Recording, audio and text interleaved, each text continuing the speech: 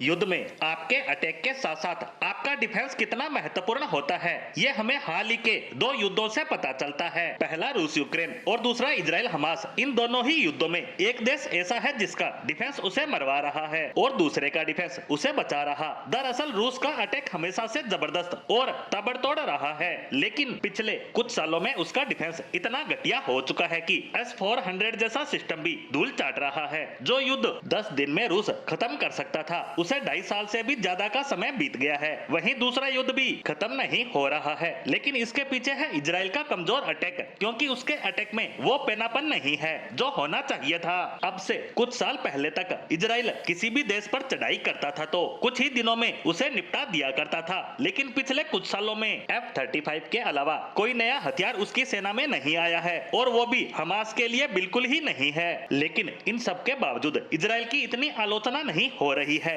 जितनी की रूस की हो रही है, क्योंकि इजराइल का डिफेंस रूस के मुकाबले बहुत ज्यादा शानदार है। इसी कारण पिछले एक साल में ऐसा एक भी मौका नहीं आया जब लगा हो कि इजराइल युद्ध हार रहा है। और इसीलिए ही कहा जाता है कि डिफेंस भले ही आपको युद्ध नहीं जिता सकता, लेकिन वो आपको हारने भी नहीं देता। इसीलिए डिफेंस बहुत ही ज्यादा क्रूशल है और भारतीय सेना ने भी इसे सीरियसली लेना शुरू कर दिया है और सेना तकरीबन 90 माइक्रोवेव वेपन अपने बेड़े में शामिल करने जा रही है। ड्रोन के खतरे को काउंटर करने के लिए ये 90 लेजर वेपन होंगे जो दुश्मन के छोटे ड्रोन या कामिकाजी ड्रोन को मार गिराएंगे। दरअसल छोटे ड्रोन की मूवमेंट बहुत ज्यादा क्विक होती है, ऐसे में बड़े से बड़ा एयर डिफेंस सिस्टम भी इन्हें रोक नहीं पाता। इन्हें रोकने का एक ही तरीका है कि एक ऐसा एयर डिफेंस सिस्टम हो जो कि हाईली एक्यूरेट हो, चाहे कितनी भी तेज मूवमेंट क्यों ना हो, उसे आसानी से डिटेक्ट करके मार गिराना, वो भी 100% एक्यूरेसी के साथ। और ऐसा सिर्फ लेजर वेपन ही कर सकते हैं। इसीलिए भारतीय सेनाएं करीबन 90 माइक्रोवेव वेपन अपने बेड़े में शामिल करने वाली है